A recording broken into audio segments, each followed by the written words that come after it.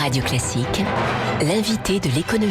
7h21, c'est le patron des Taxis Bleus qui est mon invité ce matin sur Radio Classique. Bonjour Yann Ricordel. Bonjour. Merci d'être avec nous. Vous avez quelques 3000 chauffeurs affiliés chez Taxis Bleus à Paris. François Hollande a condamné cette nuit les violences inacceptables commises hier par certains chauffeurs de taxi lors des manifestations contre Uber Pop. Est-ce que vous êtes solidaire de ces propos ? Bien sûr, je condamne très fermement toutes les violences.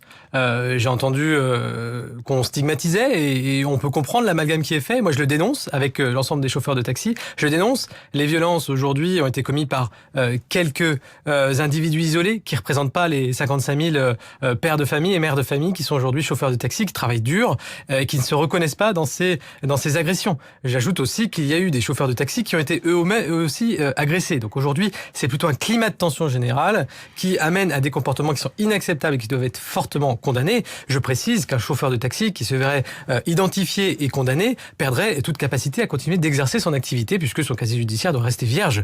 Donc on est dans une situation qui est extrêmement tendue et intolérable naturellement. Est-ce que vous, en tant que chef d'entreprise, vous n'avez pas été un peu dépassé par l'ampleur du mouvement et sa force, pour ne pas dire sa violence ? Il est évident que la violence reste des actes isolés, partout en France, on n'a pas vu, et c'était des endroits vraiment sporadiques, c'était très médiatisé. Néanmoins, le mouvement a été massif, ce qui est le révélateur d'une situation ça fait plusieurs jours qu'il y a des agressions de chauffeurs de VTC qui ne sont d'ailleurs pas concernés par cette application Uber Pop. Il y a eu ce qu'on a appelé des guet-apens, ce que je condamne également. On a également un chauffeur, il y a quelques jours à Roissy, qui s'est fait rouer de coups par un de ces VTC clandestins. Menacé au couteau, il a fini en sang dans la voiture. C'est une situation qui doit s'arrêter. Stop à l'escalade, stop aux provocations, de part et d'autre. On doit retrouver le calme, l'apaisement aujourd'hui, alors que le gouvernement a donné des gages pour que les sociétés contrevenantes, qui ne respectent pas les lois, rentrent dans le cadre des lois de la République. Mais alors justement, pourquoi Uber Pop, c'est la question que tout le monde se pose, n'est pas interdite puisqu'elle est déclarée illégale en France ? Eh bien, on pourra en faire tout un débat.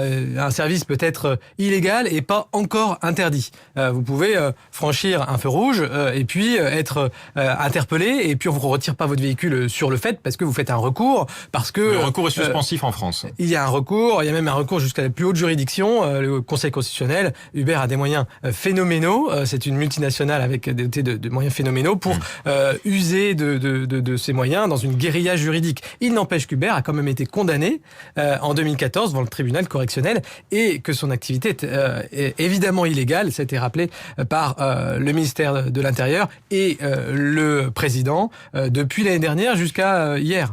Je ne vais pas vous faire plaisir, Yann Ricordel, mais est-ce que les organisations patronales de taxi ne sont pas en partie responsables de la situation actuelle en n'ayant pas anticipé suffisamment l'évolution concurrentielle et technologique du secteur des taxis? Il y a un vrai besoin puisqu'on voit le succès des VTC qui répond à une demande. On mélange certainement les innovations technologiques et puis le dumping pratiqué par une société qui transgresse les lois.